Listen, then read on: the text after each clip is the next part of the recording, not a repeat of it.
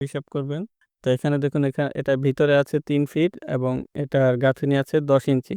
তো আমরা এর মিডল সেন্টারটি হিসাব করব। তো দেখেন এটার ভিতরে আছে ৩ ফিট এবং এর ২ পাশে যে ১০ ইঞ্চি আছে আমরা এখানে মাঝখান থেকে হিসাব করব, অর্থাৎ এখান থেকে ৫ ইঞ্চি এবং এখান থেকে ৫ ইঞ্চি নিব। তো এটা হয় ৩৬ এবং ৫ এবং ৫ ১০ ৪৬। তো এটাকে পাই দিয়ে গুণ করবেন, অর্থাৎ পাইয়ের যে মান, এই মান দিয়ে আপনারা এটাকে গুণ করলেই এর পরিধিটা পেয়ে যাবেন, অর্থাৎ রাউন্ডে যে মাপটা হবে।